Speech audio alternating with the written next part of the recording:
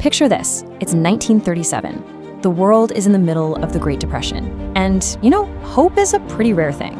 But right then, a book comes out, and it claims to have a secret formula for success. A formula so powerful it could literally change anyone's life. That book was Think and Grow Rich. And today, we're gonna break down that exact formula. So let's just start with the question that kicks this whole thing off. What if success wasn't about luck or who your parents are? What if it was a specific, repeatable formula? A secret that you, once you knew it, could use to achieve pretty much anything you set your mind to. Now, the story of how this secret came to be is just incredible. It all started with a challenge, a mission, really, from the richest man on the planet to a young, unknown reporter. And get this, here's the challenge. Andrew Carnegie, the steel guy, was absolutely convinced this formula for success existed. He'd used it himself to build his empire. So, he puts it to this young guy, Napoleon Hill. Spend the next 20 years, and listen, this part is crazy, unpaid, studying the world's most successful people to figure out that formula for the rest of us. And believe it or not, Hill said yes. He got to sit down with the absolute titans of his day. We're talking Henry Ford, Thomas Edison, Alexander Graham Bell, even President Theodore Roosevelt. He was digging, just searching for that one common thread, the pattern that connected all their massive successes. And what he found was a set of powerful, interlocking principles. All right, so the first and honestly the most important piece of the puzzle is this. Hill realized that every single great achievement doesn't start with a simple wish or a casual hope. No, it starts with a burning, all-consuming desire. Hill actually used this phrase. He said, "You have to work yourself into a white heat of desire." Just think about that for a second. That's not just, "Oh, I'd like to be rich." It's an obsession. It's the kind of fire that takes over your every waking thought and forces you to start making real, solid plans to get it. Here's a powerful way to think about it. Imagine a general who lands his army on an enemy's shore. He knows they're outnumbered. And what's the first thing he does? He gives the order, burn the ships. He completely removes any chance of retreat. He tells his troops, we now have no choice. We win or we perish. That's the level of commitment we're talking about here.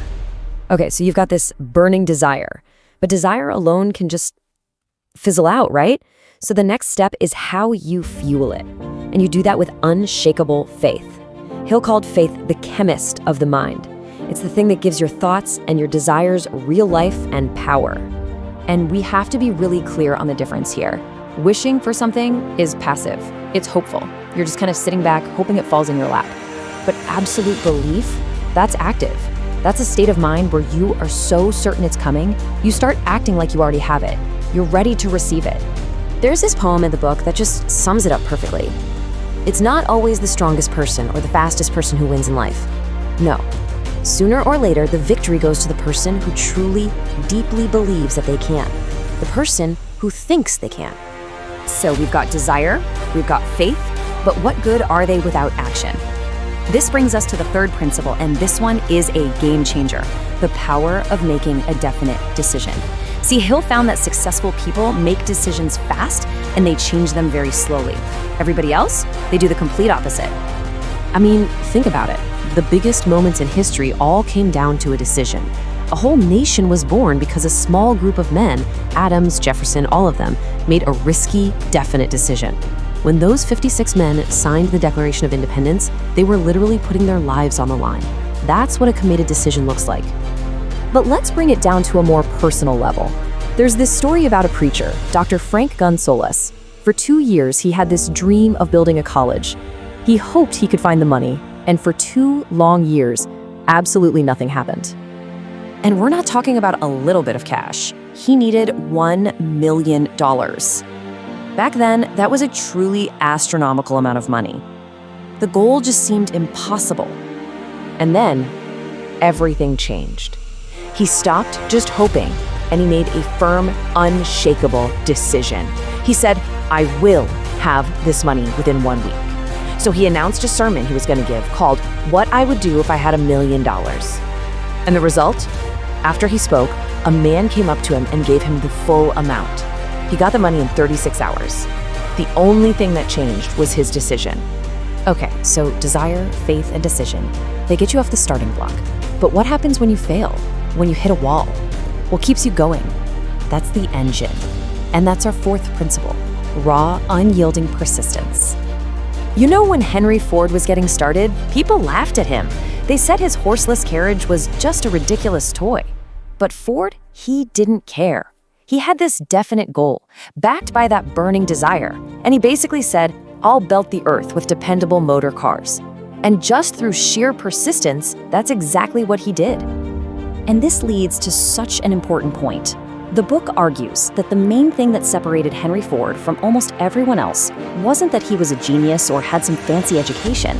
It was that Ford had a mind, and he controlled it. He aimed his thoughts at his goal like a laser and simply refused to let anything distract him. So we've gone through the principles. After that whole 20-year quest, what was the ultimate secret that Napoleon Hill finally uncovered? What's the one thing that ties all of this together? Well, here it is. This is the core of the whole philosophy.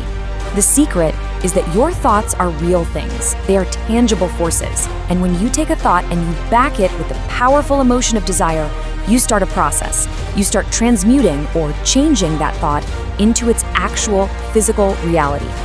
So what this all really means is that these principles, desire, faith, decision, persistence, they aren't some kind of magic spell. They're the tools. They're the tools you use to direct the most powerful force you will ever have, your own mind. The power was never out there somewhere. It's been right between your ears this whole time. Ultimately, this whole idea boils down to one thing. We become what we think about. The secret isn't some hidden formula you have to find.